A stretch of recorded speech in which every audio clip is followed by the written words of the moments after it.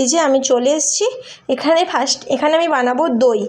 তো দেখো এখানে আমি ফার্স্টে চিনিটাকে একটু জল দিয়ে ক্যারামেল করে নিয়েছিলাম, তো ওখানটা তোমাদের সাথে শেয়ার করা হয়নি।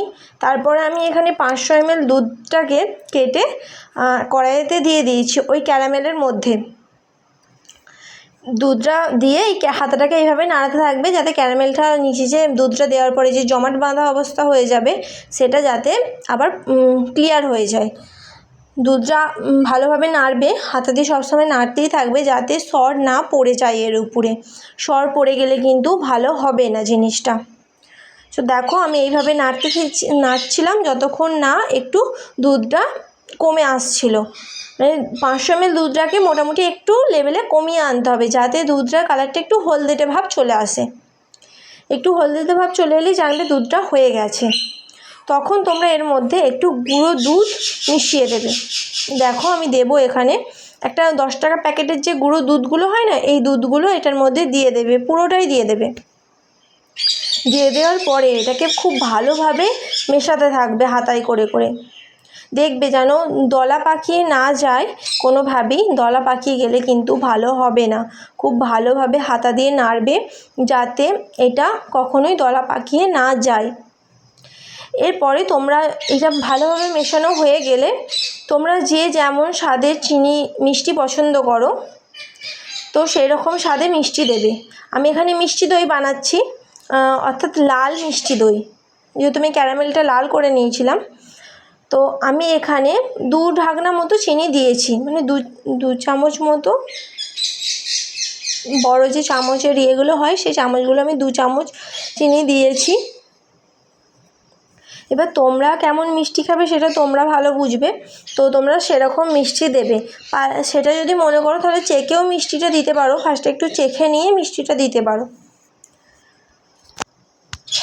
দেখো কীভাবে নাড়ছি।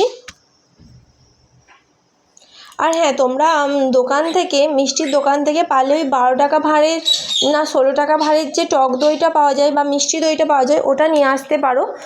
এই দইটা পাতার জন্য ওটা একটু লাগবে, কারণ না হলে তোমরা দই বসাতে পারবে না।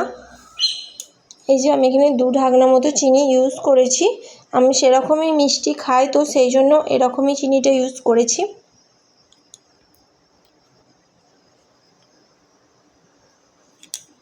আর দই নিশ্চয়ই সবার খুব ফেভারিট, তো তাই আমি আজকে এই রেসিপিটা শেয়ার করলাম। প্লিজ এটাকে অনেকটা ভিউজ বাড়াও আর লাইক কমেন্ট শেয়ার করে এগিয়ে নিয়ে যাও।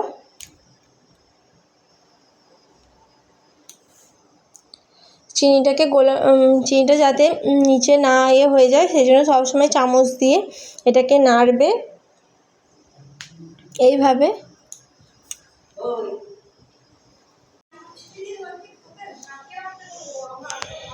দেখো গায়ে যে সরগুলো পড়ছে সেগুলোকে আমি চামচ দিয়ে করে নিচ্ছি যাতে ভালোভাবে সরটা না পড়ে কড়াইয়ের মধ্যে।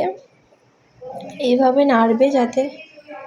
আর এই যে এই টক দইটার কথা আমি বলছিলাম, এই টক দইটাকে এমনভাবে একটা বাটির মধ্যে নিয়ে বা অন্য কোনো পাত্রের মধ্যে নিয়ে এমনভাবে ফেটাবে যাতে ওই যে দানা দানা ভাবটা থাকে না, ওই দানা দানা ভাবটা যাতে না থাকে। এরপরে দইটা মানে দুধটা ঠান্ডা হয়ে গেলে ওই দুধটা ওই দইটার মধ্যে দিয়ে দেবে। দিয়ে তোমরা এইভাবে একটুখানি ঘাঁটিয়ে নেবে। নিলেই নিয়ে ওই দুধটার মধ্যে ওইটাকে মিশিয়ে দেবে। মিশিয়ে দিয়ে আমি এখানে ওই দুধটাকে দেখবে আঙুলে যাতে আঙুলের একটা আঙুল ডুবিয়ে দেখবে যাতে কুসুম কুসুম গরম এরকম থাকে। তখন সেই সময় নামিয়ে নিয়ে এই ভাঁড়গুলো আমি এখানে একটা মাটির ভাঁড় নিয়েছি, মাটির ভাঁড়টাতে ভালো করে টক দই মাখিয়ে নিয়েছি, তোমাদেরকে দেখালাম। টক দইটা মাখিয়ে নিয়ে এই দুধটাকে এটার মধ্যে দিয়ে দেবে।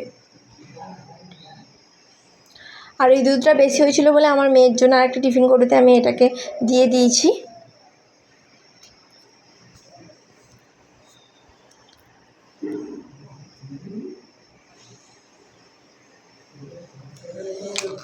এই যে এইভাবে টক দইটা মাখিয়ে নেবে। আগেরটাতে তো মাখানোটা দেখাতে পারিনি, শুধু মাখিয়েছি সেটা দেখালাম। এইভাবে ভালোভাবে যেন দানা দানা না থাকে সেরকমভাবে মাখিয়ে নেবে।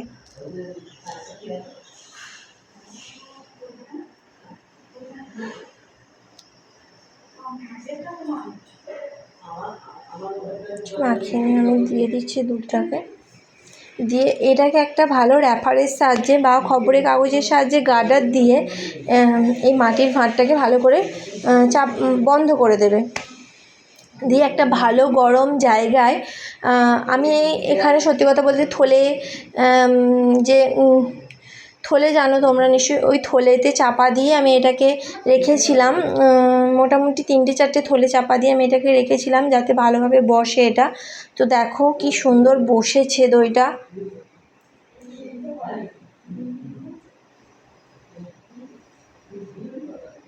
এইভাবে বাড়িতে তোমরা চেষ্টা করো, তো খুব ভালো দই পাবে আর খেতেও খুব দুর্দান্ত হয়েছিল।